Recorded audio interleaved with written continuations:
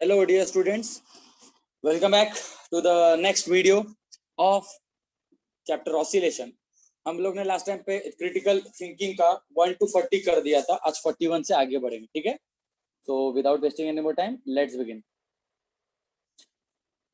Oscillation का भी memory map बनाना बहुत जरूरी है। जैसे मैंने आप लोगों को स्ट्रक्चर ऑफ आइटम का मेमोरी मैप बना के दिया था ना, सीटी वालों को, क्रैश कोर्स वालों को बना के दिया था, वैसे ही आप लोगों को मेमोरी मैप इसका भी बनाना है ऑसिलेशन का। ना जो मेरे 11 to 12 वाले स्टूडेंट जो जा रहे हैं, ठीक है, उनको मेमोरी मैप अलग से बनाने की जरूरत नहीं रहेगी फॉर द क्रैश कोर्स। जो लोग बोर्ड्स को प्रिपेयर कर रहे हैं, लास्ट में अपन मेमोरी मैप बनाते हैं, वो मेमोरी मैप इज इनफ।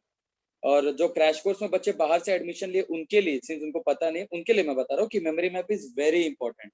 उसी से स्कोर आपका बढ़ेगा, क्योंकि आपको समझ में आएगा कि कौन से न्यूमेरिकल को कैसे अप्रोच करना है। जैसे ये क्वेश्चन, सिंपल हार्मोनिक मोशन, उसका एम्पलीट्यूड दिया है a और टाइम पीरियड दिया है t, represented by the equation this much, then the value of amplitude a in metre and time period in seconds are how much. अभी इसको standard equation से equate करने का, पहले इक्वेशन लिख देता हूं मैं, y is equal to 5 sine of pi under t plus 4, ठीक है, ये मीटर में दिया है, स्टैंडर्ड इक्वेशन नहीं है मेरे पास। जो स्टैंडर्ड इक्वेशन है वो ये होता है, y is equal to a sine of omega t plus alpha. मतलब एक t का टर्म रहना चाहिए, t के साथ जो भी दिख रहा है वो ओमेगा हो जाएगा, और उसके अलावा जो दिख रहा है वो कांस्टेंट फेज डिफरेंस होता है, ऐसा होना चाहिए। तो इस इक्वेशन को मॉडिफाई करो, y इज इक्वल टू 5 ऐसे ही रखो, 5 ऐसे ही रखो, ठीक है। साइन ऑफ पाई को अंदर ले लो, पाई को अंदर ले लो, तो sine of pi t plus 4 pi, pi अंदर ले लिया हमने, पाई टी प्लस 4 पाई, आया समझ में? अब इक्वेट करना थोड़ा इजी हो जाएगा। अब आप लोग इसके इक्वेट करो, y is equals to a sine omega t. तो एम्पलीट्यूड तो इजीली समझ गया, amplitude is 5, omega is equals to pi, लेकिन आपको ओमेगा नहीं पूछा, आपको टी पूछा है। तो ओमेगा का फॉर्मूला क्या होता है? 2 पाई बाय टी होता है ना, तो 2 pi by t is equals to pi, pi पड़ गया, 2 by t is equals to 1, reciprocal, t by 2 is equals to half. Sorry, क्या कर रहा मैं sorry 2 by t equal to 1, so t by 2 is also equal to 1। 2 इधर भेजने के बाद t इज इक्वल टू 2 हो जाएगा, ठीक है, हाय समझ में? तो option D is the correct answer. Next one, a body of mass this much gram with SHM का एम्पलीट्यूड दिया है, टाइम पीरियड दिया है, at time t equal to 0 the displacement is x equal to 13 centimetre, the shortest time of passage from x equal to 6.5 centimetre to x equal to -6.5 is how much. अभी अच्छा सवाल है बहुत, how to approach this question, इसको approach कैसे करना है, ये बहुत जरूरी है। सो पहले तो डेटा को प्रोसेस करना सीखेंगे, रुक जाओ।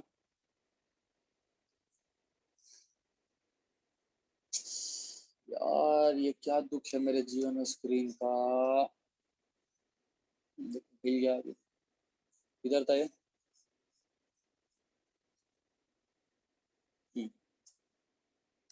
बहुत दुख है जीवन में, बार बार स्क्रीन हिल जाता है, उसका एक अलग दुख है, क्या ही करूं मैं। Okay, now this question has a body of मास, चलो मास तो कहीं पे लिखा है, कहीं पे तो कोने में लिख दो इसको 36 ग्राम। मैं लिख क्यों रहा हूँ, जान दो ना, मार्किंग ही कर देता ना, क्या फर्क पड़ता है। मास आपको 36 ग्राम दिया, एम्पलीट्यूड आपको 13 सेंटीमीटर दिया, टाइम पीरियड 12 सेकंड दिया, और जब 0 सेकंड था तो वो x इक्वल टू 30 सेंटीमीटर पे था। मतलब बेसिकली आई कैन से यहाँ पे अगर मेरे पास एक स्प्रिंग है और एक ब्लॉक है, ये इसका मीन पोजीशन, ये इधर पे एक्सट्रीम इधर पे भी रहेगा, इधर पे भी एक्सट्रीम इधर पे भी रहेगा, ठीक है, लॉजिक समझ रहा है ना? सो दैट मीन्स ये हो जाएगा एम्पलीट्यूड, ये भी हो जाएगा एम्पलीट्यूड, ये हो जाएगा ए, ये हो जाएगा ए। और क्या इन लोग ने बोला है, जब वो 0 से चालू किया था ना, तो 13 सेंटीमीटर दूर था वो, 13 सेंटीमीटर। मतलब सीधी बात है, time t equal to 0 the displacement is 13, मतलब स्टार्ट इधर से किया उसने, एम्पलीट्यूड भी 13 ही बोला है ना। अगर आप लोग देखोगे ध्यान से तो यू विल रियलाइज कि एम्पलीट्यूड 13 बोला है, और x भी तो 13 जितना ही है। सो मतलब इनके बोलने का मतलब है the body starts from extreme, the body starts from extreme. इधर से जब टाइम इक्वल टू 0 था तो x इज इक्वल टू 13 दिए, ये दिया यहाँ पे, ठीक है। Then the shortest time of passage from x equals to 6.5 to x equals to minus 6.5 is how much? अब आप लोग थोड़ा सा सोचो, हम लोग को इसको अप्रोच करने का ट्रिक क्या रहने वाला है? इसको अप्रोच करने का ट्रिक क्या रहने वाला है? तो सबसे पहले आपको इतना समझ जाना चाहिए कि सर 6.5 से लेके माइनस 6.5 पे जा रहा है वो। दैट मीन्स कि सर यहां से देखा जाए तो इधर से एम्पलीट्यूड आपका 13 है, तो 6.5 मतलब एम्पलीट्यूड का हाफ। ये वाले से उसको ये वाले तक जाना है, ये वाले तक, मतलब इधर से हाफ और इधर से हाफ। लॉजिक समझ रहे हैं? लॉजिक समझ रहे हैं? ठीक है। सो अब हम लोग क्या करेंगे,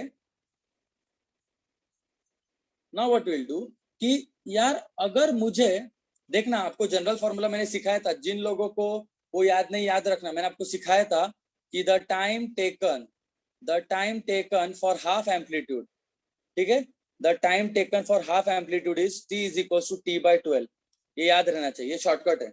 ये मैंने लास्ट वीडियो में आपको सॉल्व करवा के दिखाया था, कोई तो सम में था, यहाँ पे हिंट के लिए बता दिया मैंने, यहाँ से आपको ओरल आंसर आएगा, इधर से ओरल आंसर आएगा, बट मैं आपको इसका मैथमेटिक्स अभी फास्ट में थोड़ा सा बताऊंगा। देखो यहाँ पे अगर आप देखोगे तो ये 6.5 सेंटीमीटर है, 6.5 मतलब कि 13 का आधा, that means this is a/2, this is a/2। ये वाले पार्ट को इग्नोर कर दो, ये वाला पार्ट तो रिपीट टेलीकास्ट हो रहा है, तो बेसिकली ये वाले पार्ट को देखो, ये वाले पार्ट को देखो। आपको मैंने सिखाया ना, आपको मैंने अच्छे से सिखाया था कि अभी एक काम करते ना, वैल्यू डाल के देखते क्या सिखाने का, वापस रिपीट कर देते, इतना क्या है। मान लो 0 to a/2 जा रहे हो, ठीक है, 0 to a/2 मतलब इधर से इधर जाने की कोशिश करो, पहले बस सुनो मेरी बात, बस सुनो, इधर से इधर जाने की कोशिश करो, तो हमारे पास डिस्प्लेसमेंट कितना हो जाएगा, a/2 हो जाएगा ना। बट x का फॉर्मूला क्या होता है, x is equal to a sin omega t। अब बच्चे बोलेंगे सर इधर से चालू हो रहा है, अरे चालू की बात नहीं कर रहा मैं, मीन से चालू कर रहा, पहले मैं आपको लॉजिक समझा रहा। मान लो मीन से चालू हो रहा है, मीन से चालू हो रहा है, तो ये formula x equal to a sin omega t, ध्यान से सुनो, इतना समझ रहा है ना। तो ये फॉर्मूला कहां से, mean to half of amplitude, ठीक है। चलो x को सब्स्टिट्यूट कर दो, a/2 is equal to a sin omega t, a उड़ गया, sine of omega t is equal to आधा, आधा फिर कब मिलता है, 30 डिग्री, और 30 डिग्री मतलब कि π/6, दैट मींस ओमेगा t जो एंगल होता है that should be equal to π/6। तो ओमेगा का क्या फॉर्मूला आएगा, ओमेगा का फॉर्मूला पता है सबको, 2π/t is equal to sorry 2π/t into small t is equal to π/6, t उड़ा दो, इसको इधर भेजो, आपको डायरेक्टली समझ में आएगा, t is equal to capital T/12। Logic समझ रहा है? अब मेरा साइंस ये बोलता है, मुझे जहां तक फिजिक्स आता है मुझे इतना पता है कि आप 0 to a/2 जाओ या फिर a/2 से लेके 0 जाओ, बात एक ही होना चाहिए, ड्राइंग सेम है, मोशन सेम है। हाँ, आप मीन टू a/2 जा रहे हो तो जितना टाइम लग रहा है ना, वही सेम टाइम लगेगा रिवर्स में जाने के लिए, a/2 to mean, a/2 to mean जाने को भी सेम टाइम लगेगा। इन फैक्ट आपको आज के बाद क्या मैं हर बार बोलता, आज के बाद नहीं पढ़ाऊंगा, बट हर बार मैं आपको यही चीज फिर पढ़ा देता हूँ बार बार। एक चीज प्लीज बात ध्यान से कान खोल के सुनना, वो ये होता है कि देखो टोटल टाइम पीरियड आपको पता है एक ऑसिलेशन का टाइम पीरियड सबको पता है, एक ऑसिलेशन का टाइम पीरियड t अगर हुआ तो उसके 4 टुकड़े होते हैं, mean to extreme, extreme to mean, mean to उल्टा एक्सट्रीम, उल्टा एक्सट्रीम टू मीन, बराबर। So that means mean to extreme अगर जाओगे, मीन टू एक्सट्रीम मतलब कि t का चौथा हिस्सा, 4 हिस्सा। अभी बस ओरली सुनना, बस ओरली, अगर मैंने इफ स्मॉल t मैंने सब्स्टिट्यूट किया, small t is the time to go from mean to extreme, ठीक है, ध्यान से सुनना, small t is the time to go from mean to extreme. So इसके कैसे टाइम लगते पता है क्या, देखना, ये मीन है, ये एक्सट्रीम है, अगर मीन से एक्सट्रीम जाने को टाइम t लग रहा है ना बच्चों, तो मीन से आधा जाने को पता है क्या कितना लगता है, मीन से आधा जाने को t/3 लगता है, और आधे से एक्सट्रीम पे जाने के लिए 2t/3 लगता है। इन अदर वर्ड्स ट्रिक ये है, अगर आपको मीन से एक्सट्रीम जाने को 3 सेकंड लग रहे, तो 3 सेकंड का 1/3 इज 1 सेकंड, इधर से इधर तक 1 सेकंड लगता है, और आगे वाले में 2 सेकंड लगता है। लॉजिक समझ रहा है? तो वही लॉजिक अपने को यहाँ पे लगाना है।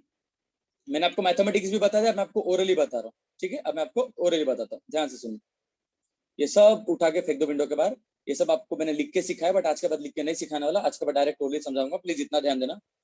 द लॉजिक इज दिस कि टाइम पीरियड 12 दिए, ठीक है, टाइम पीरियड कितना दिया, टाइम पीरियड 12 दिया। हाँ, तो डायरेक्टली आप लोग को इतना समझना है, टाइम पीरियड मतलब कि 4 टुकड़े, ठीक है। देयरफॉर सिर्फ मीन से एक्सट्रीम जाने को कितना लगेगा, mean to extreme, mean to extreme जाने को कितना लगेगा, 12/3, सॉरी 12/4 हिस्सा ना, 4 हिस्सा होता है, तो दिस इज 3 सेकंड। लॉजिक समझ रहे हैं।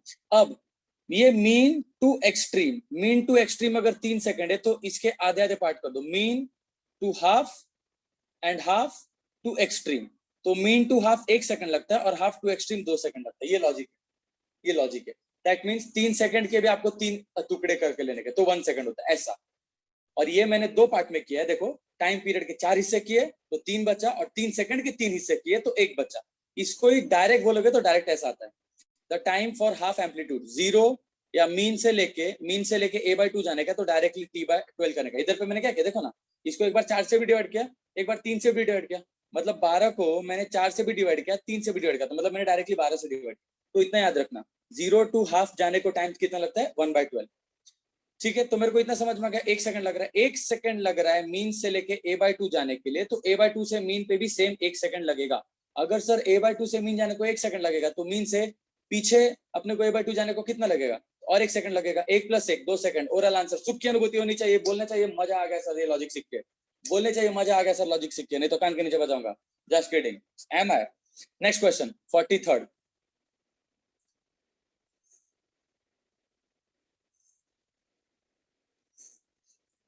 अभी जो जो सब मुझे लगेगा ना कि सेम टॉपिक है, मैं सच में नहीं करने वाला।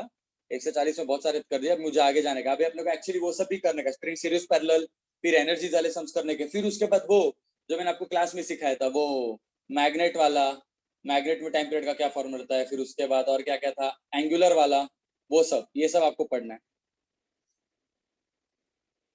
ठीक है। चलो आगे बढ़ते हैं। एक बार वो टॉपिक चालू होने से पहले मैं वो भी सिखा दूंगा इसी में, वीडियो में, ठीक है, डू नॉट वरी। एक सेकंड, आई होप माइक चालू है, नहीं तो इतने देर से लेक्चर मेरा वेस्ट हो जाएगा। नहीं, माइक चालू है, माइक चालू है, माइक टेस्टिंग 1 2 1 2 चालू है।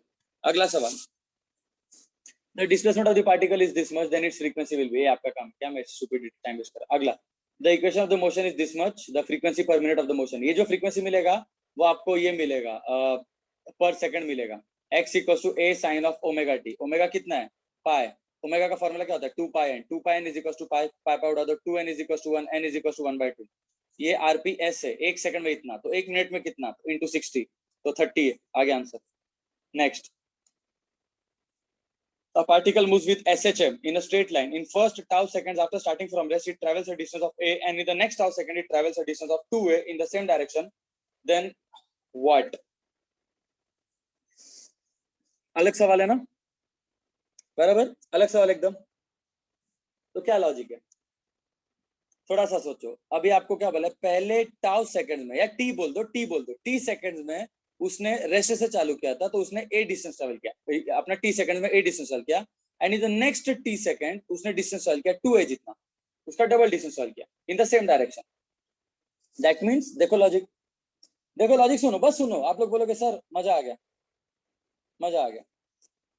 सबसे पहले तो आपको इतना रियलाइज होना चाहिए कि कहाँ पे टाइम ज्यादा लग रहा है, कहाँ पे कम, या फिर अब दोनों में तो सेम टाइम दिया, तो कहाँ पे ज्यादा डिस्टेंस ट्रेवल कर रहा है, स्टार्टिंग में ज्यादा डिस्टेंस ट्रेवल कर रहा है या बाद में ज्यादा डिस्टेंस ट्रेवल कर रहा है। इसी से आपको समझ में आएगा कि बॉडी मीन टू एक्सट्रीम जा रहा है कि एक्सट्रीम टू मीन जा रहा है।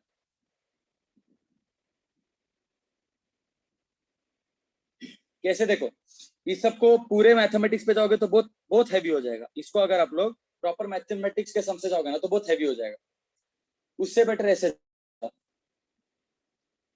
आप लोग बोलो कि सर समझ लो ये स्टार्ट जब हुआ था, स्टार्टिंग में टी सेकेंड्स में वो 0 to a चला गया, और नेक्स्ट टी सेकेंड्स में a to a चला गया। Okay, okay, okay, okay. In the first t seconds after starting from rest, it travels a distance of a, and in the next t seconds it travels distance 2a. Sorry, a to 2a नहीं गया, a to 3a चला गया। Logic समझ रहा है क्या, logic समझ रहा है क्या, इधर से चालू हुआ, ये डिस्टेंस टी सेकंड में डिस्टेंस कितना हो गया, a हो गया। ये टी सेकंड्स में कितना डिस्टेंस है, 2 है, मतलब कि स्टार्ट से कितना, स्टार्ट से 3 है। लॉजिक समझ रहे हैं ना, वो है।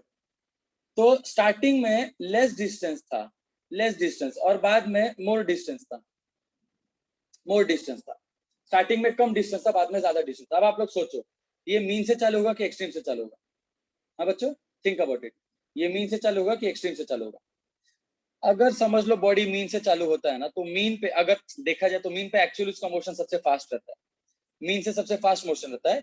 तो यहाँ पे अगर देखोगे ना, तो यहाँ पे मोर डिस्टेंस ट्रेवल होना चाहिए उतने ही टाइम में, और यहाँ पे लेस डिस्टेंस ट्रेवल होना चाहिए क्योंकि यहाँ पे डिसेलरेटर। सो बेसिकली इसका लॉजिक क्या पता है क्या? It starts from extreme, it starts from extreme. नहीं समझा ना? एक्सट्रीम से सर कैसे चालू हुआ, देखो लॉजिक बताता, लॉजिक बताता। स्प्रिंग को अगर आप लोग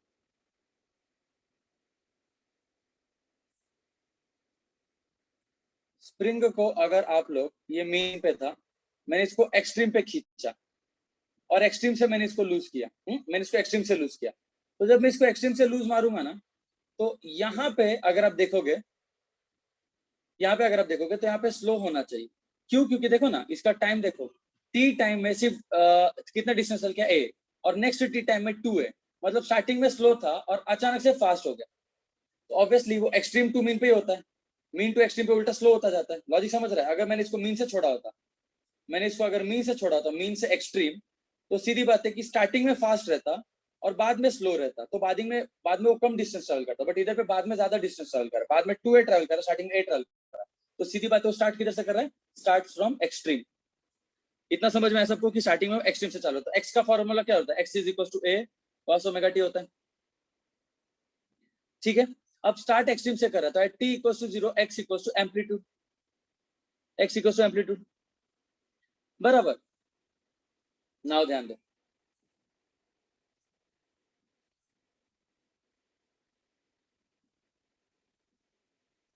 ये मीन, ठीक है, यहाँ पे स्प्रिंग रहेगा, इग्नोर कर दो स्प्रिंग का ड्राइंग को, ये एक्सट्रीम, ठीक है। हम लोग हमेशा मापते कहाँ से? हम लोग हमेशा मापते कहाँ से? यहाँ से। एक्स इक्वल टू 0 लिखते और इधर पे क्या लिखते? एक्स इक्वल टू ए लिखते, बराबर है ना?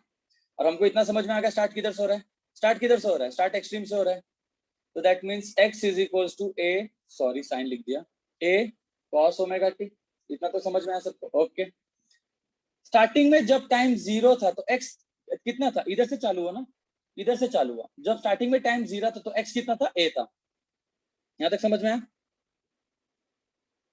उसके बाद आपको क्या बोला है? After time T, after time T उसने यहां से डिस्टेंस ट्रेवल किया ए, यहां से डिस्टेंस ट्रेवल किया ए, यहां से।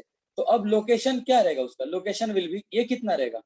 ए माइनस है, क्योंकि हमेशा हम लोग एक्स क्या लिखते हैं? एक्स हमेशा मीन से लिखते हैं, इतना पता ना? एक्स हमेशा मीन से लिखते हैं। लॉजिक समझ में आ रहा है? तो अगर वो ए डिस्टेंस ट्रेवल किया टी टाइम में, तो यहां से उसका गैप कितना रहेगा? ए माइनस है। So that means x will be A minus है when the time is t, when the time is t। Logic समझा है? यहां तक समझ में आया सबको? आई होप यहां तक समझ में आया।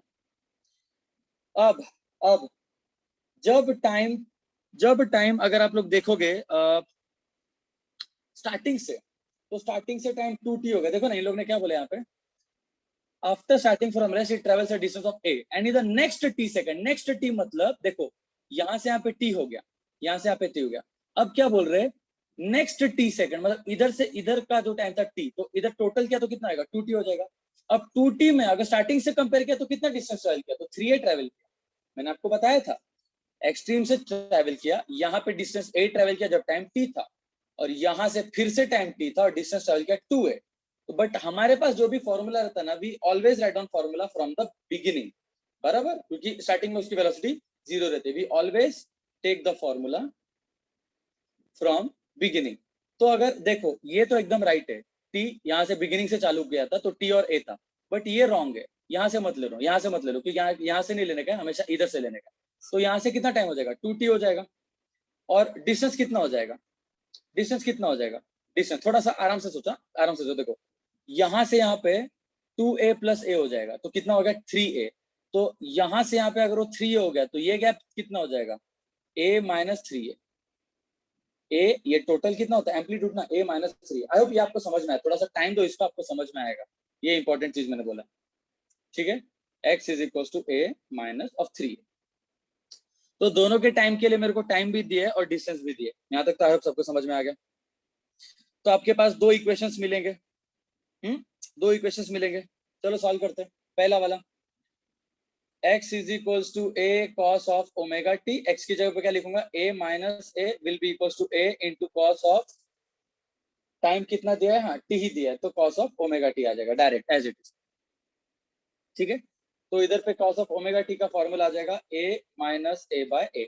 चलो ठीक है, यहाँ पे देखते हैं। यहाँ पे again same formula, x is equal to a cos of omega t। अब x कितना है, a minus 3a will be equal to a cos of omega into ये t कितना था, 2t था।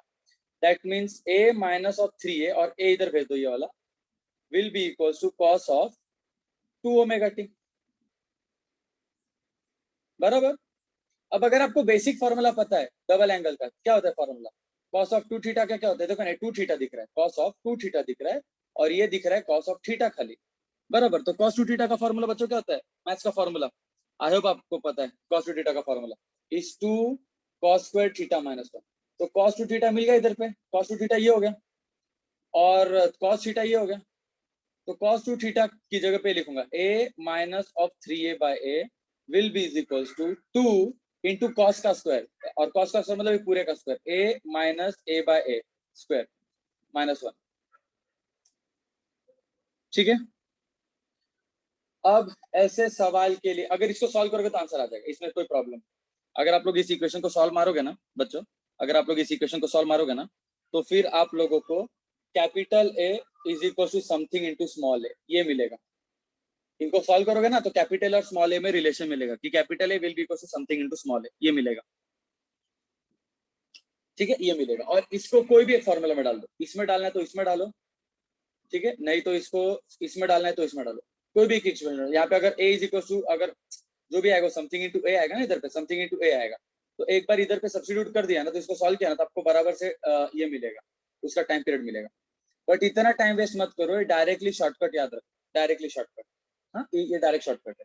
जब भी t सेकंड्स में डिस्टेंस a ट्रेवल करता है और नेक्स्ट सेम टाइम में अगर डबल डिस्टेंस ट्रेवल करता है, याद रखना, अगर स्टार्टिंग में टाइम t में डिस्टेंस अगर उसने ट्रेवल किया x और नेक्स्ट t सेकंड में उसने अगर डिस्टेंस ट्रेवल किया 2x, तो पक्का ये एक्सट्रीम से चालू हो रहा है। ठीक है, ये एक्सट्रीम से चालू हो रहा है। इसका डायरेक्ट फॉर्मूला याद रखो, इसका डायरेक्ट फॉर्मूला याद रखो। अगर डिस्टेंस x था और डिस्टेंस अगर उसके बाद वाले में 2x था, तो इसका फॉर्मूला इज वेरी सिंपल। इसका 1 सेकंड ले लो, इसको 1 सेकंड ले लो, और इसको 2 सेकंड ले लो, 1 सेकंड और 2 सेकंड, टोटल फिर कितना हो जाएगा 3 ना, उसका डबल कर दो। ये डायरेक्ट लॉजिक है इसका। इसका डेरिवेशन है लंबा चौड़ा, अभी मैंने आपको बताया, वो टाइम वेस्ट नहीं करने का, बस इतना याद रखना। अगर स्टार्टिंग में x डिस्टेंस और बाद में अगर डबल x डिस्टेंस है सेम टाइम में, तो पीरियड फिर कितना होता है, ये वाले का और ये वाले का, इसको 1 दो, इसको 2 दो और डायरेक्टली ऐड कर दो। नहीं तो और भी सिंपल, अगर आपको बोलूं स्टार्टिंग से टाइम कितना था, t था, और ये नेक्स्ट टाइम था, मतलब इसका स्टार्ट से कितना हो गया था, 2t हो गया था ना, तो t प्लस 2t कितना होता है फिर 3t ना, इसको डायरेक्टली डबल कर दो। ये लॉजिक 6 डायरेक्ट आंसर है, शॉर्टकट मेथड है। मुझे लग रहा तो नहीं कभी काम आएगा, बट चलो लिख लो, कोई नहीं। नेक्स्ट,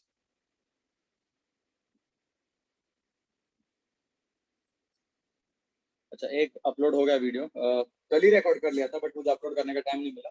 आई थिंक आपको इसका ये हो गया अपलोड, क्या बोलते हैं, स्ट्रक्चर ऑफ एटम का, बाकी के एमसीक्यूज हो गया अपलोड। रुक जा, मैं ग्रुप में डाल देता अभी कभी, just give me a second, just give me a second, just give me a second, group में डालने के लिए ना, रुक रुक। हम्म,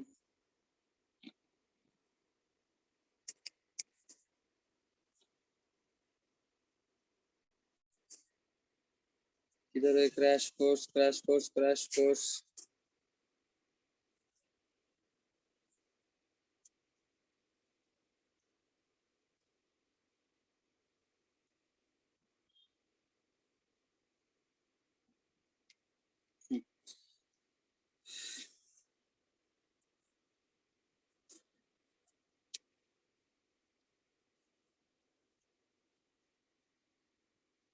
तो आप लोगों को स्ट्रक्चर ऑफ एटम का मिल गया, ठीक है। अब आगे बढ़ते हैं। हम लोग कहाँ पे थे हमारे सम पे? तो we have done with the 45th question I guess. अभी हमको 46 पे जाने का है, बराबर। Let's continue. पानी पी लेता हूँ, गिव मी 1 मिनट।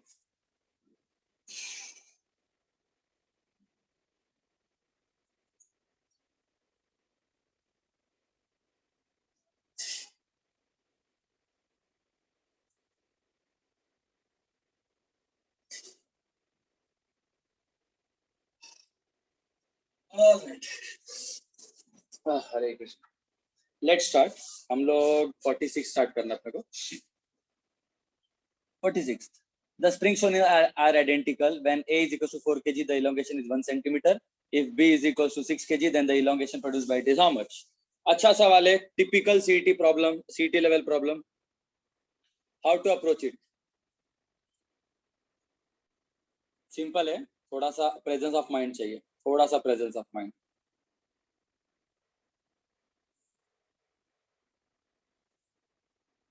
कैसे प्रेजेंस ऑफ माइंड? देखो ना, आपको पता है ये स्प्रिंग ऑसिलेट नहीं कर रहा है भाई, याद रखना। यहाँ पे ऑसिलेट नहीं कर रहा है, दिस इज नो ऑसिलेशन।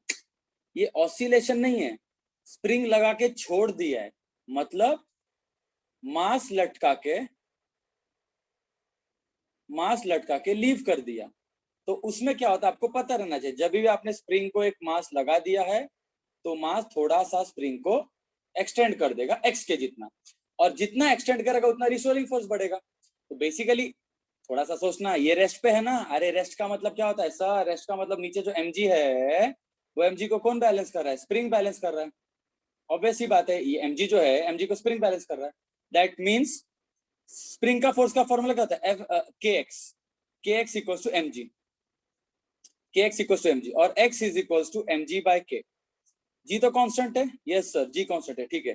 तो x is directly proportional to mass, ठीक है, ओरली सॉल्व करने का है। x is directly proportional to mass divided by spring constant. ये आपको लिख के नहीं, ओरली करना। अब देखना, ध्यान से सुनना।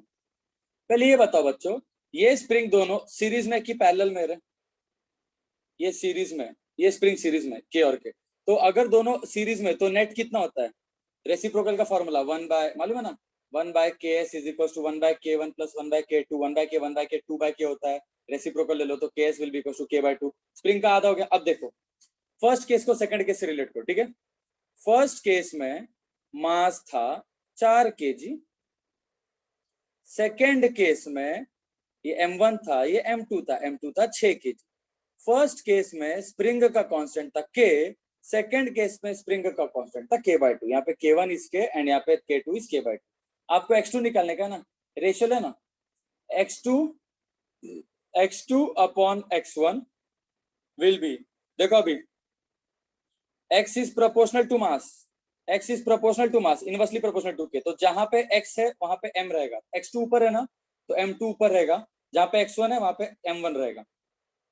और x और k उल्टा रिलेशन है, तो जहां पे x रहेगा उसका k नीचे रहेगा। तो x2 ऊपर है तो k2 नीचे, और x1 नीचे तो k1 ऊपर। आगे answer x2 upon x1 equals to how much is m2? m2 is 6 kg. How much is m1? m1 is 4 kg into how much is k1? तो k1 is k. How much is k2? k2 is k by 2, 2 पर भेज दो। तो x2 upon x1 will be 6 by 4, और यहाँ पे 2 पर चला जाएगा, तो which will be equal to 12 by 4, which is equal to 3।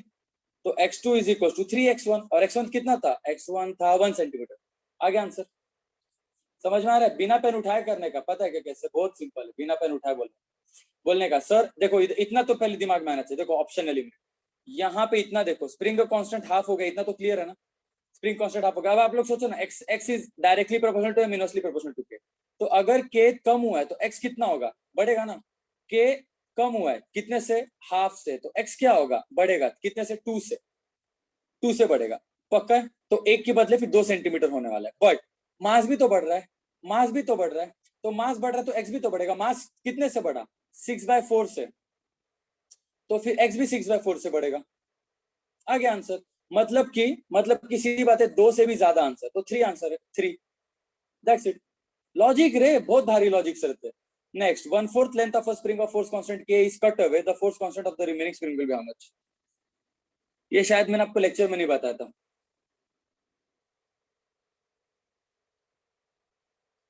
ये जनरल फॉर्मूलाज है जो मुझे आपको बताने का है। ये आपको पहले तो ओरली समझ जाएगा। देखो भाई, हमको फॉर्मूला पता है F is equals to k x, बराबर। ये फॉर्मूला सबको पता है, F is equals to k x, बराबर। नाउ अगर मैं x को इधर भेजूं तो F by x is equals to k. To keep the same mass balance, हाँ देखो ध्यान से, to keep same mass balanced, to keep same mass balanced, I can say k is inversely proportional to x। तो k और length inversely है ना, तो वैसे ही स्प्रिंग का अपना भी लेंथ उसके इनवर्सली है। स्प्रिंग का कांस्टेंट जो है ना, spring constant, that is inversely proportional to spring का लेंथ। स्प्रिंग का लेंथ इतना याद रखना, स्प्रिंग का लेंथ। तो अगर मैंने इतना बोला कि भाई देखो, अगर spring k1 is equal to k है जब length l1 is equal to l था, अगर आपको बोला लेंथ को मैंने डबल कर दिया, डबल लेंथ को अगर आपने डबल कर दिया ना, तो स्प्रिंग कांस्टेंट हाफ हो जाएगा। वैसे अगर मैंने लेंथ को 1/4 कर दिया, 1/4, तो k 4 टाइम्स बढ़ जाएगा। इतना सब क्लियर है। अब इन लोग ने क्या किया है, इन लोगों ने 1/4 length of the spring is cut, बराबर। अब ओरल आंसर भाई, ओरल आंसर देखो, जब स्प्रिंग का लेंथ l था तो स्प्रिंग का कांस्टेंट k था, ठीक है। देखो ये स्प्रिंग है, ये स्प्रिंग का लेंथ l था तो स्प्रिंग का कांस्टेंट k था।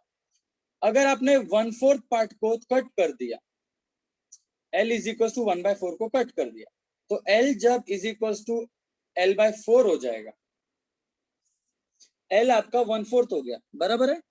l आपका 1/4 हो गया, 1/4 आपका कट हो गया। सो देयरफॉर रिमेनिंग लेंथ कितना है, रिमेनिंग लेंथ कितना है, रिमेनिंग इज 3/4। एक चौथाई उड़ा दिया मैंने, तो बचा कितना, फिर 3/4 ना, 3/4। So therefore L remaining is equal to 3/4, 3/4। तो k क्या होगा, since k is inversely proportional to, अरे direct logic, L2 upon L या K2 upon K1 equal to L, ये K2 upon K1 is equal to L1 upon L2। K और L उल्टा है ना, K और L उल्टा है डायरेक्टली। तो K2 upon K1 is equal to L1 upon L2। How much is L2, 3/4 of L1। L1 L2 उड़ा दो, direct answer sir, K2 is equal to 4/3, खत्म, finish, tata bye bye, oral answer. समझा क्या। लेकिन ये logic एकदम clear है कि अगर स्प्रिंग का लेंथ L है और स्प्रिंग कांस्टेंट K है, तो मैंने अगर डबल लेंथ लिया तो स्प्रिंग कांस्टेंट K/2 होएगा, 4 लेंथ लिया स्प्रिंग कांस्टेंट K/4 हो जाएगा, लेंथ आधा लिया तो स्प्रिंग कांस्टेंट 2 हो जाएगा, लेंथ अगर 1/4 लिया स्प्रिंग कांस्टेंट 4 हो जाएगा, और लेंथ माइनस किया तो रिमेनिंग लेंथ देखने का कि कितना है। रिमेनिंग लेंथ अगर आपका 3/4 है तो स्प्रिंग कांस्टेंट 4/3 हो जाएगा। Next, if two springs S1 and S2 of force constant K1 and K2 respectively are stretched by the same force, it is found that more work done on the spring S1 than spring S2. Assertion reasoning, छोड़ दो, ignore करो. Next, a child swings sitting and standing inside swing as shown in the figure. कहाँ पे spring? अरे यार मेरा ouch. Sorry. हाँ. A child swings sitting and standing inside the swing as shown in the figure. Then the period of oscillation is how much? यार थोड़ा सा सोचो. मैं वो चाइल्ड को एक डॉट बना देता, ठीक है, ये रस्सी है, क्या दुख है जीवन में, ये रस्सी है। जब वो चाइल्ड बैठा था, सिट कर रहा था, तो उसका सेंटर ऑफ मास नीचे रहेगा, यहाँ पे। लॉजिक समझ रहा है। जब वो चाइल्ड बैठा था तो सेंटर ऑफ मास नीचे था। जब वो चाइल्ड स्टैंड हो जाएगा, जब वो चाइल्ड खड़ा हो जाएगा, तो अगर चाइल्ड बैठा है तो उसका सेंटर ऑफ मास यहाँ पे कहीं पे तो, जब वो चाइल्ड खड़ा हो गया तो सेंटर ऑफ मास उसका ऊपर आ जाएगा। तो जब वो चाइल्ड स्टैंड हो जाएगा, स्टैंड, तो उसका सेंटर ऑफ मास ऊपर हो जाएगा, मतलब लेंथ चेंज हो जाएगा। तो सीधी बात है, टाइम पीरियड का फॉर्मूला क्या होता है, t is equal to 2 pi root of L/G। Simple pendulum है ना, ये बच्चा एक सिंपल पेंडुलम है, तो t is proportional to L। तो सीधी बात है, t is proportional to L, मतलब डायरेक्ट आंसर है कि अगर L बढ़ेगा तो t भी बढ़ेगा, L कम होगा तो t भी कम होगा। आपको क्या बोला है, कहाँ पे L ज्यादा है, L of sitting is more, L of sitting is more than L of standing. Logic समझ रहा है, L of sitting is more than L of standing, therefore t of sitting will be more than t of standing. आ गया answer, clear है। Next question. कितने देर से lecture चालू है अभी, मेरा 40 के आगे बढ़ रहा था, मैं कितना देर हो गया, अरे भाई आधे घंटे हो गए और 10 MCQ। भाई इतना स्लो नहीं चलेगा, बढ़ाना है। the velocity time graph of a harmonic oscillator shown the figure, the frequency of the oscillation how much? 50वां यार आपको टाइम पीरियड निकालना है। टाइम पीरियड कैसे निकालते, देखना इधर पे लॉजिक है, आपको फ्रीक्वेंसी पूछा एन, बट एन मेरे को पता टाइम का उल्टा है। और टाइम कैसे निकालते हैं, एक ऑसिलेशन को कितना टाइम लग रहा है, एक ऑसिलेशन मतलब सेम हालत, मतलब इधर से आया ये आधा क्रेस्ट पूरा ट्रफ और आधा क्रेस्ट, आपको पता ना आधा क्रेस्ट और आधा क्रेस्ट मिला के एक क्रेस्ट बनाता है, और एक ट्रफ, एक क्रेस्ट और एक ट्रफ एक वेव बनाता है, एक वेव को टाइम लगता है टी। तो ये पॉइंट और ये पॉइंट अगर मैं देखूं तो ये एक वेव है, कितना टाइम लगा ये करने के लिए, 0.4 सेकंड, 0.04 सेकंड। तो फ्रीक्वेंसी कितना होगा 1/0.04, 100 से मल्टीप्लाई को ऊपर नीचे 100/4 विच इज इक्वल टू 25। सुख की अनुभूति, ओ ये नेक्स्ट।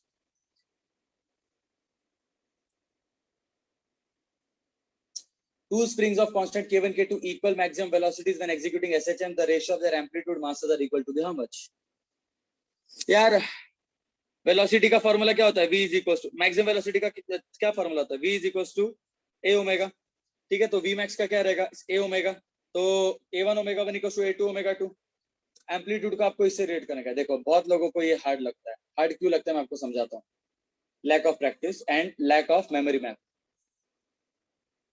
ये क्वेश्चन देखा जाए तो अच्छा है गधों के लिए, जो लोगों ने मैप से पढ़े, मेरे मेथड में जो बताया था मेमोरी मैप से पढ़े, जिन लोगों ने टॉपिक को रिलेट करना था उनके लिए बालिश है। क्यों, देखना ध्यान से, मैं आपको लॉजिक बताता हूँ। अगर आप लोग ऑप्शंस देखोगे, ऑप्शंस, तो ऑप्शन में स्प्रिंग कांस्टेंट का फॉर्मूला, मतलब कि स्प्रिंग कांस्टेंट दिया वो k1/k2 वगैरह, और डेटा देखोगे, डेटा, तो डेटा में क्या दिया, डेटा में क्या पूछा है, द रेशियो ऑफ एम्पलीट्यूड, ठीक है।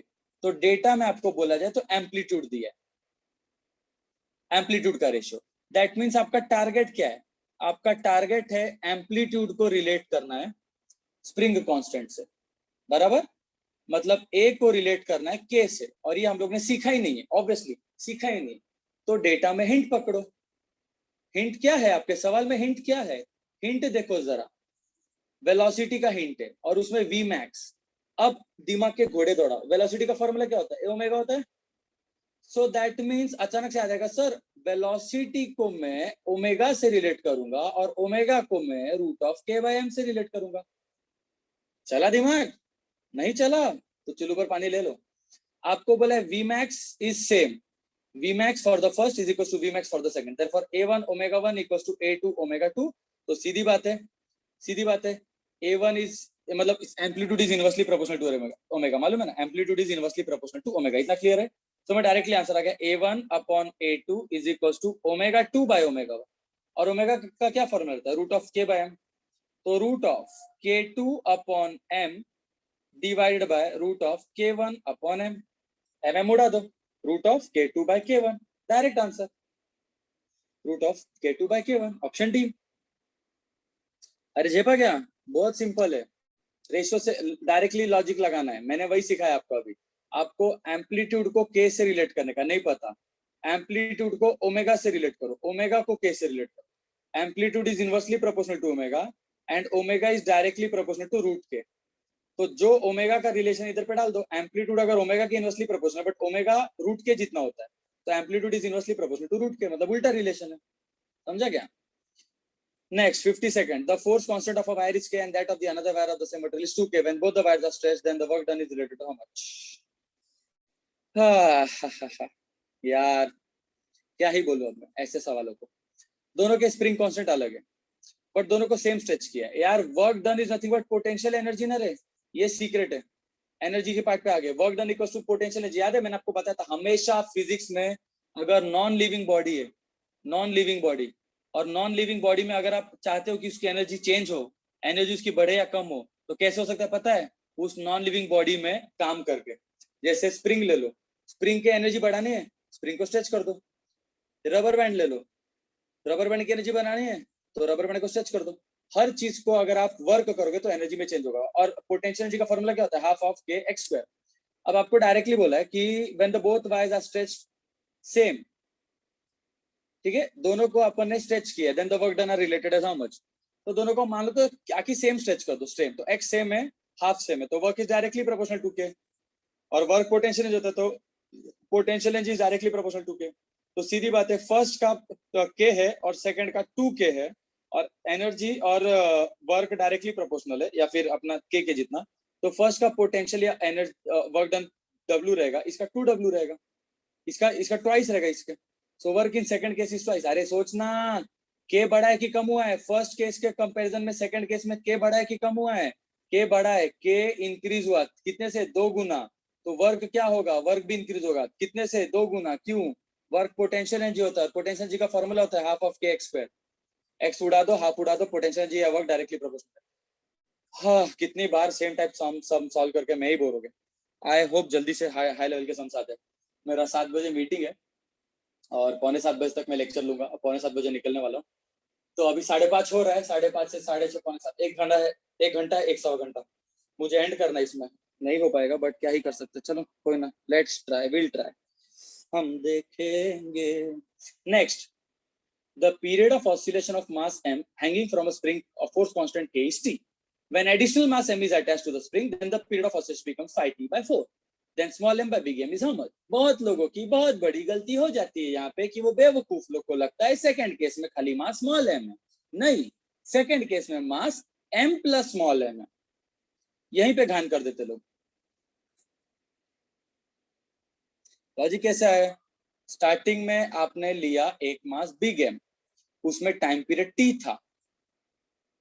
सेकेंड केस में आपने एडिशनल मास लगाया, एडिशनल मास, तो big M plus small m आएगा ना। लॉजिक समझ रहे हैं? Additional mass big M plus small m, इसमें टाइम दिया phi t by 4, तो आपको small m by big M लगाने का है। लॉजिक तो कैसे करने का? थोड़ा सा ब्रेन लगाओ। सेम स्प्रिंग है ना, सेम स्प्रिंग है। Formula T is equals to 2 pi root of m by k. K is constant, 2 pi is constant. So T is proportional to root of mass. बराबर? So therefore T in the second case by T in the first case will be root of mass in the second case by mass in the first case. Second case में time तुमको कितना दिया है? phi t by 4 divide by first case में time कितना दिया? t will be equals to root of, second case में मास आपको कितना दिया है? m plus m। First case में मास कितना दिया है? m दिया है। इतना ही हुआ ना, टी उड़ा दो, क्या बचा? 5/4 is equal to root of m plus m by small m। Sorry, यहाँ पे कैपिटल m, यहाँ पे कैपिटल m, बराबर। फर्स्ट केस में सिर्फ कैपिटल m था और सेकंड केस में स्मॉल m और बिग m था। ठीक है, आपको इनका चाहिए ना, small m by big m। छोटा सा बेसिक से क्या पता है? स्क्वायर करो पहली इक्वेशन। कोई तो एक न्यूमेरिकल में सर ने आपको कंपोनेंटो सिखाया था, कोई तो एक न्यूमेरिकल में सर ने आपको कंपोनेंटो सिखाया था। जब आपको ये था वो t, मान लो t1 बाय t2 था और आपको ऊपर t1 प्लस t2 था। आपने क्या किया? t1 प्लस t2 किया, नीचे सिर्फ t2 रखा, वहां पे कंपोनेंट किया था ना, याद है वो वाला सम? क्रैश कोर्स को बोल रहा, बाकी 11 to 12 वाला इग्नोर करो। यहाँ पे बस इतना दिमाग लगाओ, अगर मैं इस इक्वेशन को स्क्वायर कर दूंगा, ध्यान से देखना डिविडेंडो का लॉजिक लगाने का। अगर मैं इक्वेशन को स्क्वायर कर दूं, 5 का स्क्वायर 25, 4 का स्क्वायर 16, रूट उठ गया m plus small m by big M। अगर आपने डिविडेंडो लगाया तो डिविडेंडो में क्या होता है? Numerator minus denominator by denominator, numerator में से डिनोमिनेटर माइनस होता है, so that is m plus small m minus big M। नीचे वाला ऊपर माइनस होता है, तो वैसे ही 25 माइनस 16 बाय 16, बिग M उड़ गया, क्या बचा? Small m by big M बचा ना, that is equal to 25 minus 16 कितना होता है? 9 बाय 16। सुख की अनुभूति ओ ये होनी चाहिए। जेब रहा है क्या? अगला सवाल, a load of mass 100 gram increases the length of the wire by 10 centimeter, and if the system is kept in oscillation, its time period is how much? आपको पता है इधर पे m दिया है और इसको अपने the length of the wire increases by 10, इतना सोचो, m दिया है और x दिया है। सुनो सुनो सुनो, ये पार्ट ऑसिलेशन का नहीं है, ये पार्ट मतलब इतना हिला रहे नहीं अपन, ये वाला जो पार्ट है ना, ये वाला पार्ट रेस्ट वाला है, तो ये वाला फॉर्मूला लगाने का, इतने पार्ट में लगाने का, F is equal to kx, F वो mg is equal to kx। ये वो लॉजिक है, ध्यान से सुना, ये वो लॉजिक, पहले तो ठंडे दिमाग से सुनो। m पता है, m पता है, g पता है, g पता है, x पता है, x पता है, k पता है, नहीं पता, यहाँ से k ढूंढो। फर्स्ट पार्ट में फाइंड k, बहुत बार लोगों से गलती होती है मुझे याद दिलाने का। जब भी न्यूमेरिकल में मास और x दिया रहता ना बच्चों, जब भी न्यूमेरिकल में मास और x दिया होता है ना, हाँ, जब भी न्यूमेरिकल में मास और x दिया होता है ना, तो उस टाइम पे ना ऑलवेज फाइंड k, हमेशा याद रखना, ऑलवेज फाइंड k। तो k निकाल दोगे, उसके बाद अब ऑसिलेशन में तो टाइम पीरियड का formula 2 pi root of m by k, m दिया है और k ढूंढ लेने का, इधर से k ढूंढने का इधर से घुसेड़ देने का। मजा आया? अरे मजा आना चाहिए। ओ ये next 55 in the figure S1 S2 are identical with the oscillation frequency of the mass m is f. If the spring is removed, then the frequency will become how much? If one spring is removed. Oh my goodness, what a question, man. अच्छा सवाल, अति सुंदर सवाल। पहले इतना समझो, आपको यहाँ पे अगर देखा जाए तो फ्रीक्वेंसी का हिंट दिया है और फ्रीक्वेंसी को स्प्रिंग कांस्टेंट से रिलेट किया, क्योंकि देखना पहले दोनों स्प्रिंग था। देखो बच्चों रेशियो टाइप है रे, अरे रेशियो टाइप है रे, कैसे पता रेशियो टाइप है? फर्स्ट केस में फ्रीक्वेंसी एफ दिया, सेकंड केस में फ्रीक्वेंसी ढूंढना है, रिलेशन है, रेशियो टाइप है। अब देखो लॉजिक इज, अगर आपने फर्स्ट केस लिया, फर्स्ट केस, तो फर्स्ट केस में दोनों स्प्रिंग काम कर रहे हैं, बोथ स्प्रिंग। और सेकंड केस करोगे तो क्या होगा? तो सेकंड केस में ओनली वन स्प्रिंग। लॉजिक समझ रहा है? फर्स्ट केस में दोनों स्प्रिंग और सेकंड केस में ओनली वन स्प्रिंग, तो ऑब्वियसली रेशियो टाइप हो गया। अभी मेरे को फ्रीक्वेंसी का तो रिलेशन नहीं पता, मेरे को टाइम का पता है। टी का फॉर्मूला क्या होता है? Root of 2 pi root of m by K. Mass constant है, 2 पाई कांस्टेंट है, तो time is inversely proportional to root K. मेरे को टाइम चाहिए क्या? नहीं, मेरे को फ्रीक्वेंसी चाहिए। फ्रीक्वेंसी क्या होता है? टाइम का उल्टा होता है ना। तो टाइम अगर के की इनवर्सली प्रोपोर्शनल है और फ्रीक्वेंसी अगर टाइम का उल्टा है, तो इसका उल्टा कर लो, नहीं तो यहीं पे उल्टा कर दो यार, टाइम का उल्टा यहीं पे कर दो, तो फ्रीक्वेंसी क्या आएगा? 1/2 pi root of K by M. The point is frequency और के डायरेक्टली प्रोपोर्शनल। सुनना ध्यान से, फास्ट हो रहा है क्या? वीडियो रिवाइंड करो 10 सेकंड और फिर सुनो। टाइम और स्प्रिंग कांस्टेंट उल्टा रिलेशन है, टाइम और स्प्रिंग कांस्टेंट उल्टा है, बट फ्रीक्वेंसी और टाइम भी उल्टा है। तो टाइम अगर के उल्टा है और फ्रीक्वेंसी अगर टाइम के उल्टा है, तो frequency is directly proportional to root K. समझा? तो n2 upon n1 is equal to root of k2 upon k1। Starting के केस में अगर आप देखोगे तो ये पैरेलल स्प्रिंग है। कैसे पता सर पैरेलल है? ये तो मेरे को स्ट्रेट लाइन में दिख रहा है। अरे भीड़ू सुन ध्यान से सुन। अगर ऐसे स्प्रिंग है और उसके बाद मास है, अगर ऐसे रहता है ना, तो इस मास को अगर मैं 1 सेंटीमीटर आगे खींचूंगा, तो पहला स्प्रिंग में भी डिस्प्लेसमेंट, दूसरा स्प्रिंग में भी डिस्प्लेसमेंट, दोनों डिस्प्लेसमेंट मिला के टोटल मिलता है, तो सीरीज होता है। लेकिन अगर आप इसी को इससे रिलेट करोगे, ये स्प्रिंग को मैंने अगर 1 सेंटीमीटर हिलाया, ये मास को मैंने 1 सेंटीमीटर हिलाया, तो पहला स्प्रिंग भी 1 सेंटीमीटर हिलेगा, दूसरा स्प्रिंग भी 1 सेंटीमीटर। पहला स्प्रिंग 1 सेंटीमीटर से कम होगा, दूसरा स्प्रिंग 1 सेंटीमीटर से बढ़ेगा। तो ये पैरेलल का लॉजिक होता है कि स्प्रिंग का सेम डिस्प्लेसमेंट होता है। तो द पॉइंट इज कि पैरेलल में, ये गलती मत कर देना, सीरीज में नहीं तो लोगों का सीरीज करेंगे और ऑप्शन में दिया रहेगा आंसर। ये पैरेलल में, स्प्रिंग पैरेलल में, तो पैरेलल में स्प्रिंग कांस्टेंट बढ़ता है, मालूम है ना? तो फर्स्ट केस में द के will be 2k। First case में बोथ स्प्रिंग है ना, दोनों साथ में, तो पैरेलल लग रहा है। तो पहले केस में 2k और सेकंड केस में सिर्फ k, तो n2 upon n1 is equal to root of, अपना सेकंड केस में कितना है? सिर्फ k, और फर्स्ट केस में कितना है? 2k।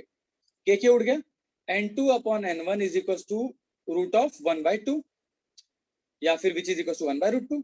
तो n1 उधर भेजो, तो n2 is equal to n1/√2। n1/√2 दिख रहा है? n1/√2, n1/√2, then what will become if the one spring is removed, that the frequency will become how much? n1/√2 दिख रहा नहीं क्या? ये है, शायद से यही है, शायद से मुझे लग रहा है ऐसा डिवीजन n1/√2, ये लॉजिक है। समझी गए हो कि नहीं समझी गए हो? समझी गए हो? समझना चाहिए भाई। जिसको फ्रीक्वेंसी नहीं समझा, टाइम तो पता है, टाइम का सॉल्व करने का 2 pi root of m by K, सब उड़ा दो, t is inversely proportional to root K. इतना समझा ना? क्योंकि फर्स्ट केस में स्प्रिंग केस ज्यादा था और सेकंड केस में स्प्रिंग कांस्टेंट आधा हो गया। स्प्रिंग कांस्टेंट आधा हो गया तो टाइम पीरियड बढ़ेगा, बिकॉज उल्टा रिलेशन है ना √2 से, और फ्रीक्वेंसी और टाइम उल्टा रिलेशन है, फ्रीक्वेंसी इज 1/टाइम। तो टाइम अगर √2 से बढ़ा है तो फ्रीक्वेंसी कम होगा √2 से, 1/√2। सबके पीछे लॉजिक है, सबके पीछे ये कनेक्टिंग थ्रेड।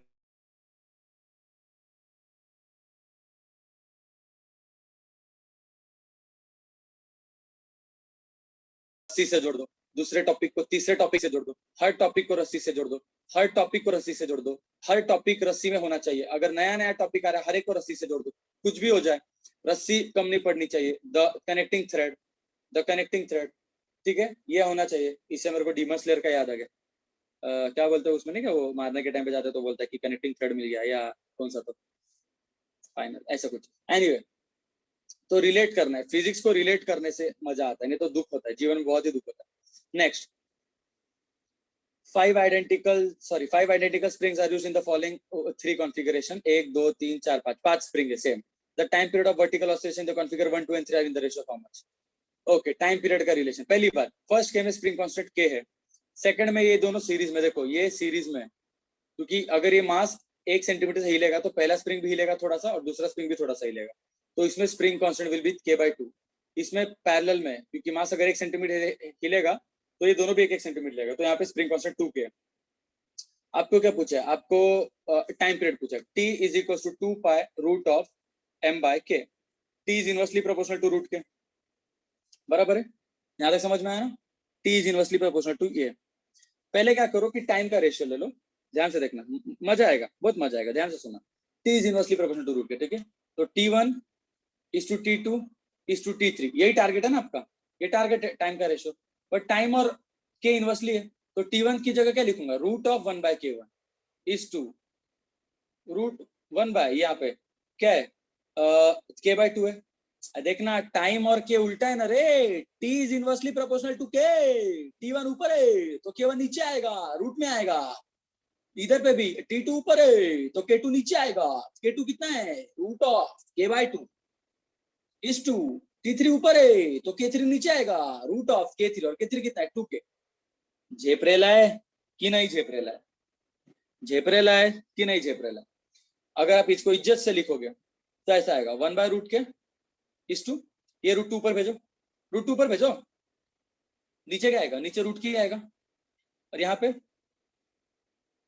ऐसा आएगा, मैंने सिर्फ नीचे का 2 ऊपर भेजा था और कुछ नहीं किया, नीचे का 2 ऊपर भेजा, इतना तक, यहाँ तक समझ में आया, यहाँ तक समझ में आया, बराबर है, आई होप सबको समझ में आ गया, आई होप सबको। अब क्या करो, सबको रूट के से मल्टीप्लाई करो, ऊपर रूट के से सबको मल्टीप्लाई करो, तो रूट के उड़ गया इधर भी, रूट के इधर भी उड़ गया, रूट के इधर भी उड़ गया, हर एक को अगर सेम नंबर से मल्टीप्लाई कर दो तो कुछ फर्क नहीं पड़ता रेशियो में। जैसे 1:1:1 है, तो अगर आपने इसको 2 से मल्टीप्लाई किया, इसको भी 2 से मल्टीप्लाई, इसको भी 2 से मल्टीप्लाई किया, तो सेम आंसर आता है। वैसे तो के हटा दो तो क्या बचेगा, 1:√2:1/√2, ऑप्शन दिख रहा है क्या, दिख रहा है। अगर ऐसा ऑप्शन नहीं दिखता है तो वो लोग फिर क्या करते पता है क्या, वो केस में डिनोमिनेटर को रैशनलाइज भी करते हैं। अगर ये ऑप्शन नहीं दिखता था आपको, अगर ये ऑप्शन नहीं दिखता था 1:√2:1/√2, अगर ये ऑप्शन नहीं ना दिखता था तो वो लोग ने क्या किया था पता है क्या, वो लोग ने ऊपर √2 से मल्टीप्लाई किया था, उन लोग ने ऊपर √2 से मल्टीप्लाई किया था, तो ये वाला नीचे का √2 ऊपर का √2 कैंसिल होता है, इधर पे 1 बचता, इधर √2 इंटू √2 2 बचता, इधर पे 1 इंटू √2 बचता, तो ये भी ऑप्शन हो सकता था, ये भी ऑप्शन हो सकता था, √2:2:1।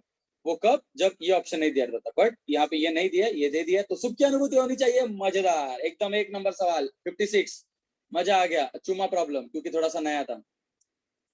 57, a weightless spring of length this much force constant is kept in straight in unset on a smooth horizontal table, its ends are rigidly fixed, a mass of 0.25 kg is attached at the middle of the spring and it's slightly displaced along the length, the time period of the oscillation how much। यार बहुत simple है, आप लोग बोलोगे sir क्या पागल जैसे हर एक चीज को सिंपल बोलता, सुनना जरा, सुन तो टेंशन क्यों ले रहे। जब तुम लोग एक अक्खा स्प्रिंग लोगे तो एक अक्खा स्प्रिंग का स्प्रिंग कांस्टेंट के ले लो, जस्ट एग्जांपल दे रहा, के ले लो। अभी क्या किया इन लोग ने, उस स्प्रिंग को बीच में से कट कर दिया और अपन उसको बीच में ये लगा, एक मास लगाया, तो बेसिकली थोड़ी सी बुद्धि चलाओगे ना तो पहला टोटल स्प्रिंग कितना था, थोड़ा सा सोचेंगे, अच्छा सवाल है, बहुत अच्छा सवाल है, ये भी बहुत क्या भारी भारी सवाल बन रहे हैं। सुनो ध्यान से, आपको पता है k is inversely proportional to length, पता है ना, पहले ये पूरा लेंथ था, अभी क्या हो गया, लेंथ आधा हो गया, यहाँ पे देखोगे तो लेंथ आधा हो गया, ये भी आधा, ये भी आधा, तो ये स्प्रिंग का कांस्टेंट कितना हो जाएगा, ये 2k हो जाएगा, ये भी 2k हो जाएगा। आ रहा समझ में, पहले अक्खा स्प्रिंग था k जितना, आपने स्प्रिंग को बीच से काट दिया तो ये 2k, ये 2k, समझा। अरे वो भी नहीं तो इतना तो समझ जाओ, सुनो ना, अगर ये सब कुछ नहीं समझ रहा, अगर मान लो कुछ भी नहीं समझ रहा तो आपके लिए देखो बहुत अच्छा लॉजिक, सुनो ध्यान से, सुनो ध्यान से। ये एक स्प्रिंग है जिसका स्प्रिंग कांस्टेंट ले लो k/2, जस्ट एग्जांपल। ये दूसरा स्प्रिंग है, इसका स्प्रिंग कांस्टेंट ले लो k/2, दोनों स्प्रिंग को मिक्स कर दो, सीरीज में हो जाएगा, तो कितना हो जाएगा, सॉरी मिक्स नहीं, सॉरी मैंने उल्टे वे में गया, इसको k लेना था, इसको ये स्प्रिंग को ले लो मान लो 2k, ये स्प्रिंग को ले लो मान लो 2k, दोनों को 2k ले लो, दोनों स्प्रिंग को जोड़ दो तो ये सीरीज में हो जाएगा। सीरीज में लॉजिक पता है ना, आधा होता है, तो 2k और 2k का डायरेक्टली आधा हो जाएगा, 2k/2, वो कितना हो गया, k आ गया। सो बेसिकली अगर मैंने दो छोटे छोटे स्प्रिंग को जोड़ के बड़ा स्प्रिंग बनाया है तो स्प्रिंग कांस्टेंट हाफ हो गया। तो अगर मैं उल्टा जाऊंगा, बड़े स्प्रिंग को काटूंगा तो स्प्रिंग कांस्टेंट डबल हो जाएगा। मजा आया? याद रखने का ट्रिक समझा? तो वही लॉजिक है। स्टार्टिंग में क्या था, स्टार्टिंग में अक्खा स्प्रिंग था, स्प्रिंग कांस्टेंट k था। बाद में क्या हो गया, मैंने बीच में एक मास लगाया तो स्प्रिंग कांस्टेंट 2k हो गया। अब जब मैं इस मास को हिलाऊंगा, अब मेरे को बताइए दोनों स्प्रिंग सीरीज में कि पैरेलल में, दोनों स्प्रिंग पैरेलल में। सो बेसिकली k पैरेलल कितना रहेगा, 2k plus 2k which is 4k। Wow, मतलब ओरिजिनल स्प्रिंग था k जितना, उसको काटने से 2k हो गया और 2k को पैरेलल में लगाने से 4k हो गया। तो फाइनल स्प्रिंग कांस्टेंट 4k हो गया ना। टाइम पीरियड का फॉर्मूला क्या होता है, 2π√m/k। मास दिया, एक मास लटका दिया, एक छोटे से मास को लटका दिया, इस छोटे से मास को लटका दिया, m पता है, k पता है, t मिल जाएगा आराम से। मजा आ गया? बोलोगे आप लोग क्या सर सच में मजा आ रहा है? मजेदार सम से, सीरियसली मजेदार सम, नॉट किडिंग। चलो 1 घंटा होने आया है, 2-3 मिनट में 1 घंटा हो जाएगा। 40 से 60 20 MCQs। भाई मैं बहुत स्लो ले रहा हूँ आजकल, इसलिए शायद मुझे ज्यादा रिकॉर्ड करने नहीं हो पा रहा है, पर ठीक है चलो, आप लोग के लिए कर रहा हूँ। The vertical extension in the light spring by a weight of 1 kg suspended from the wire is 9.8. The period of oscillation is how much? यार सीधी बात है, नो बकवास।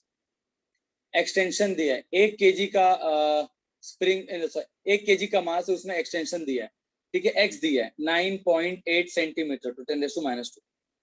मास दिया है 1 kg। मैंने आपको क्या सिखाया, इनसे क्या ढूंढने का, जब भी मास और एक्सटेंशन दिया तो ये निकालने का अपना स्प्रिंग कांस्टेंट, मालूम है ना, F = kx and that is equals to mg। तो k = mg/x। तो k = मास कितना 1, g कितना 10, x कितना 9.8 × 10⁻²। अरे ये g है ना, g को भी 9.8 ले लो, तो 9.8 उड़ गया और 10⁻² पर भेजो तो k = 100। लॉजिक समझा ना?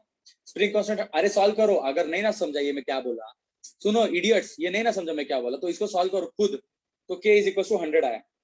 अब आपको क्या निकालने का, आपको पीरियड निकालने का। t = 2π√m/k। t = 2π√m कितना है 1 kg, k कितना है 100, 2π/√100 10, 0.2π, 0.2 × 3.0.2π, 2π/10 आ गया आंसर। 0.2π मतलब कि 2π/10 इधर ही आ गया था। 59. The mass m shown in the figure oscillates in simple harmonic with amplitude a. The amplitude of the point p is how much?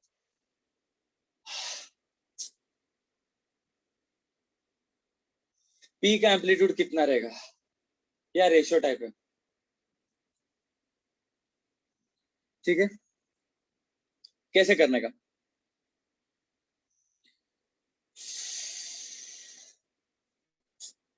बहुत बोर हो रहा है, सच में बोर हो रहा है। पहले इतना सोचो, ये दोनों स्प्रिंग सीरीज में लगा है। सीरीज में खासियत क्या होती है, सीरीज में खासियत होती है कि सेम फोर्स होता है, सेम फोर्स होता है, and total extension will be equals to extension in the first case या first spring plus extension in the second spring। यहाँ तक समझ में आ रहा है ना?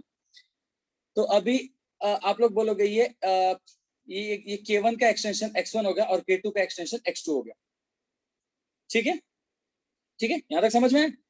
अभी आप लोग बोल सकते हो कि सर स्प्रिंग का फोर्स है, ध्यान से सुनना, मजेदार चीज बताता हूँ, मजेदार चीज। मैं बोल सकता हूँ फर्स्ट का एक्सटेंशन अगर X1 है, सेकेंड का एक्सटेंशन अगर X2 है, तो टोटल एक्सटेंशन X1 + X2 वो एम्पलीट्यूड जितना है। समझा इधर तक? X1 + X2 एम्पलीट्यूड जितना है। अब उसके बाद इनके फोर्सेस तो कौन सेम है ना। फोर्स का फॉर्मूला क्या होता है? फोर्स का फॉर्मूला होता है kx। That means first spring का force in the first spring equals to force in the second spring. First spring में फोर्स कितना है, k1 x1 will B equals to k2 x2। समझा क्या? समझा? आपको x1 का निकालना, आपको p का डिस्प्लेसमेंट निकालना ना, p ये वाले स्प्रिंग से अटैच है, तो आपका टारगेट x1 है। x1 टारगेट है, कोई दिक्कत नहीं, कोई दिक्कत नहीं, इधर पे k1 भेजो तो x1 will B equals to x1 भेजू कि क्या भेजू? नहीं, एक काम करते, x1 मत भेजना, x2 भेजना, नहीं तो x1 सब्स्टिट्यूट हो जाएगा। x2 आपको x2 यहाँ से x2 ढूंढो और सब्स्टिट्यूट कर दो इधर पे, k2 इधर भेजो, तो k1/k2 × x1 will B equals to x2। ये एक बहुत इंपॉर्टेंट चीज है जो बहुत सारे बच्चों को साइंस नहीं आता भाई। जो चीज ढूंढना है ना, उसके दूसरे वाले को सब्स्टिट्यूट करो। अगर आपको x1 ढूंढना है तो x2 को ठिकाने लगाना है, x2 को ठिकाने लगाना है, x2 को मार देना है, तो x2 को ठिकाने लगाने के लिए x2 का सब्स्टिट्यूशन ढूंढ लो। मिल गया x2, इधर पे डाल दो, तो x1 प्लस x2, x2 कितना है, x1 into k1 by k2 is equal to a। x1 को कॉमन निकालो और सॉल्व कर दो, x1 को कॉमन निकालो तो अंदर बचेगा 1 plus k1 by k2 is equal to a, cross multiply कर दो तो x1 into k1 plus k2 by k2 is equal to a, तो x1 will be equal to k2a upon k1 plus k2। आए समझ में? मजेदार चीज सुखी अनुभूति होनी चाहिए। सर मजा आ गया बोलने मांगते मांगते ही बोलने ही मांगते सर मजा आ गया 59 क्वेश्चन में, 58 तक 59 था, 59 60th what will be the force constant. आहा अति सुंदर, आसान है, डिफिकल्ट नहीं ज्यादा। ये दोनों स्प्रिंग पैरेलल में, ये k1 ये k1 तो 2k1 हो जाएगा, ये 2k1 और ये k2 ये सीरीज में, so that means 1 by k total will be 1 by 2k1 plus 1 by k2, do the cross multiplication, 1 by k total will be do the cross multiplication, तो k2 plus 2k1 upon 2k1 k2 reciprocal ले लो, तो k total will be 2k1 k2 upon 2k1 plus k2 और negative. ओ ओ ओ ओ आप लोग को इतना ऊपर तक जाना ही नहीं, स्टेप्स तक इतना ऊपर तक जाना है नहीं, इन लोग ने ऑलरेडी आंसर बता दिया।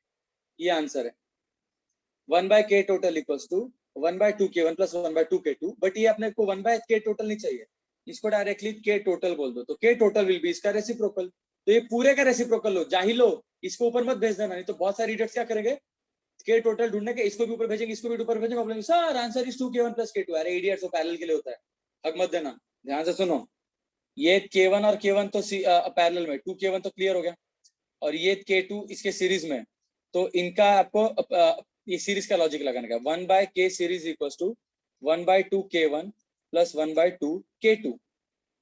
ठीक है, आपको k सीरीज चाहिए तो रेसिप्रोकल लेना है, ऊपर भेजना है, तो ये पूरे टर्म को रेसिप्रोकल, तो मतलब 1 by ये पूरा टर्म 2k1 प्लस 1 2k2 नहीं लिखना चाहता, k2 लिखना चाहता, हाँ ये पूरा टर्म नीचे आएगा। अरे रेसिप्रोकल है रे भाई, रेसिप्रोकल है, समझ रहा है क्या? इसके नीचे कुछ भी नहीं, मतलब 1 है ना, तो रेसिप्रोकल ले लो ना, आ जाएगा समझ में। अब ये पूरे ब्रैकेट को ऊपर भेजो, तो क्या आएगा ऊपर भेजने में, रेस टू -1 आता है ना, समझा क्या? समझा क्या? 60 क्वेश्चंस हो गए, फिर उसके बाद ये सब टाइम पास है। फेज इन एसएचएम इजी है, ज्यादा डिफिकल्ट नहीं है, बट मैं बोर हो गया, इतने क्वेश्चन है भाई भाई भाई, मैं बोर हो गया, सच में बोर हो गया, इतने क्वेश्चंस मुझे करने नहीं है, एक्चुअली नहीं करना, बहुत जान पे आ रहा है मुझे भाई भाई। 146 क्वेश्चन है, टेम्प्ट अपने को डिलीटेड है, अभी मेरा 60 तक हुआ है। चलो ठीक है, दूसरा वीडियो बनाऊंगा रात को मूड किया तो, ठीक है, तो चलो मिलते हैं, सेशन एंड होता है, tata bye bye, finish, enjoy life.